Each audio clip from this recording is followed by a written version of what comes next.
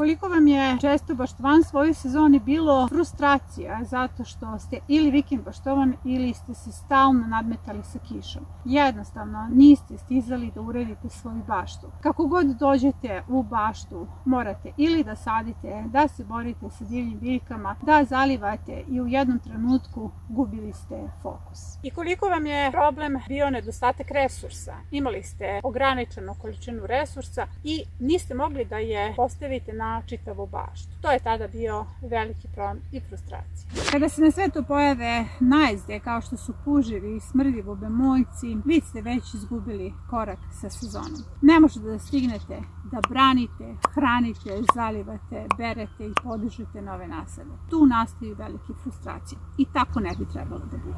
Najveći problem, posebno kod vikend baštovana, jeste jako mnogo posla koje se desi na gomeli onda kada se pojavite u svojoj bašti. Zato su bitne zone. Bitno je da imate fokus na vlastite aktivnosti. Na taj način imate tu listu aktivnosti u glavi, dobru manipulaciju resursima i fokus na sadašnji trenutak. U tom fokusu vi ste praktično ostvareni. Ta praktična ostvarenost je zapravo ključ uspeha samih zona. Ovo što gledate trenutno jeste zimska zona. Zimska zona koju tako često snimam i tako često govorim o prioritetnom postavljanju zimske zone. Broj 1.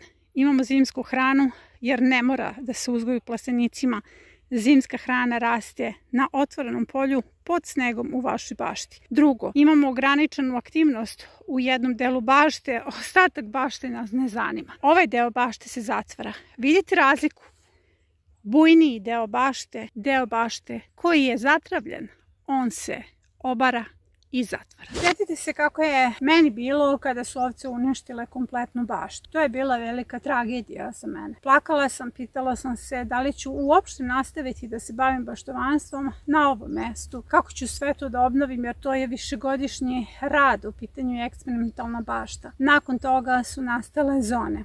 Zone su nastale pre svega zbog mene, a onda su podeljene u sistemu projektovanja svim baštovanima na platformi. O zonama stalno govorim kao nečem što je meni pomoglo da naučim šta je to zaista fokus na sadašnji trenutak, kako da pametno manipulišem resursima i kako da radim u koracima, dakle da isključim onu frustraciju koja mi je stalno smetala da uživam u baštovanstvu. Putem zona naučila sam svoju listu aktivnosti.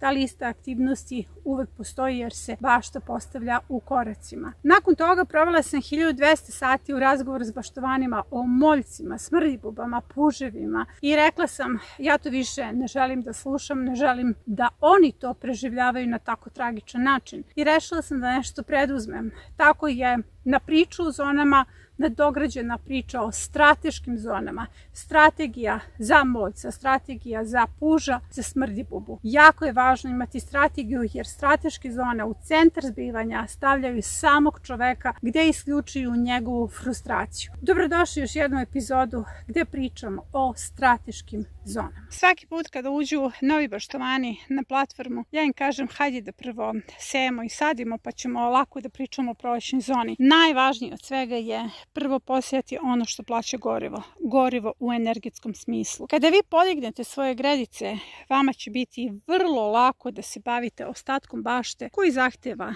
zapravo pokrivanja. Pre nekoliko dana pokupila sam travu sa komšijske parcele, zato što to njima nije bilo potrebno i to će mi biti dovoljno da pokrijem rano prolećnu zonu. Kada imate nedostatak resursa, vrlo je bitno da o tome razmišljate sada. Kada želite da postavite baštu, postavljate u skladu sa količinom resursa. Ako imate dovoljno za zimsku zonu, postavit ćete samo zimsku zonu. To je prednost zona. Ne morate da postavite čitavu baštu odjednom. Svoju baštu nakon udara ovaca ja sam obnavljala počevši od rano prolećne zone. Prvo sam nju postavila. Prvo sam nju posejala i onda mi je bilo lako da se dalje bavim zonama, zato što te zone nisu bile prioritetne. Na početku imala sam dovoljno sena koje sam dobila kao nadoknadu, samo da dobro uslojim jednu zonu. A nakon toga već sam počela da kosim u rano proleće i lagano su dospevali resursi. Zone vam pomažu da se organizujete kada su u pitanju resursi, jer trenutno vi nemate dovoljno sena da postavite celu baštu, ali vama cela bašta i ne treba. Neki gredice vam trebaju tek u aprilu, neki u maju, a neki će vam trebati u rano proleće, kao što je ova ranoprolećna zona koja je povezana u zimsku zonu. Neke zone je važno spajati. Praktično želim da vidite razliku. Sve ovo 80 perma modela je letnja zona koja se obara. Ja ću je pustiti da zatravi potpuno kako bih imala resurse za nju. Da li ću je sada oboriti, uslojiti, to je nebitno. Ona sada nije fokus mojih aktivnosti. Samo ću vas provesti da vidite kako je rodio pasulj, niski pasulj, jer danas je 7. oktobar. Pogledajte ovaj rod. Dakle, uslojen permamodel, ubačeno seme i sada ću samo da uberem plodove, nikakva dalja aktivnost ovdje nije bila. A sada vidite potpuno drugačiji prizor, u pitanju je zimska zona koja se priprema, želim da uživam u kreaciji zimske zone. Uopšte ne želim da se bavim letnjom zonom, ni kasnom prolećnom zonom koju samo obaram, želim da uživam u kreaciji i konačno mogu da uživam u kreaciji jer tu se nalazi fokus mojih aktivnosti. 10 perma modela je zimska zona, ali ostatak je kasno prolećna, rano prolećna zona i sada ću vam pokazati razliku u uslojavanju. To je zapravo najvažnije. Ovo je kasno prolećna zona, ovdje je bila zona pinciranja. Sve što pripada gredici ja sam oborila. Pogledajte. Bukvalno sav materijal. Nakon toga sam samo stavila seno. To su vam potpuno zatvorene kasno prolećne gredice. Analiza mora biti tako organizovana. Sastav mora biti tako organizovan. Jer tek tada, kao kasno prolećnu zonu, vi pokrećete ove sisteme. Nakon toga idemo u ranu prolećnu zonu da vidite razlike. Ovo je rano prolećna zona. Ovdje ću staviti samo mali sloj sena. Ona je već spremna i ona mora biti spremna 1. marta za setvu i sadnju. Vidite kako je to dobro humificiran perma model, podzemni perma model. Ja sam strateški postavila na 4 perma modela, nisku i visoku boraniju, zato što boranije najbolje pripreme perma modele za rano proleće. Dakle, baštovanstvo je strategija kao igra šaha. Vi morate tačno da znate koja je vaša lista aktivnosti. Nakon toga idemo u zimsku zonu. Hoću da vidite kakav je život ovdje. Bujno, ovdje tek počinje život i tu je ta razlika. Ovdje će biti kompletna aktivnost usmerena. Moj fokus, resursi i negovanje biljaka.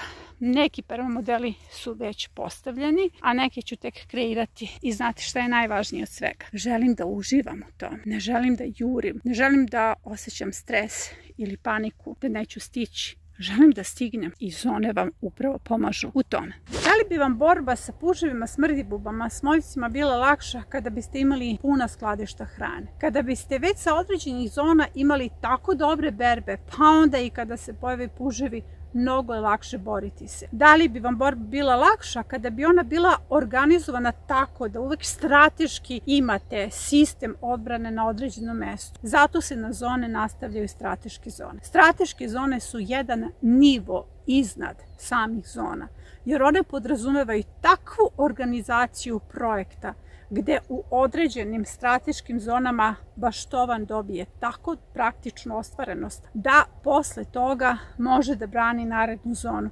Dakle, mi moramo ne da promenimo puževe ili smrdibube, mi to ne možemo da radimo, mi moramo da promenimo sebe. Jako je važno da u svakom trenutku nemate sistem odbrane na čitavom nivou bašte, već da se taj sistem lokalizuje na zone. Kao što znate, zone u baštama su podeljene na proleće, leto, jesen i zima, ali strateške bašte, odnosno strateške zone su malo bolje koncipirane. Imamo rano proleće kada se puževi nisu probudili i zimu kada puževi spavaju. Sve unutar projekta samog je organizovano po sistemu odbrane. Ovdje se u centar stavlja praktična ostvarenost čoveka. Ne možemo stalno da pružamo otpor puževima na kompletnoj bašti, ali zato je bitno da naš sistem odbrane podelimo na zone. Sada ćemo da napunimo ovu gajbu.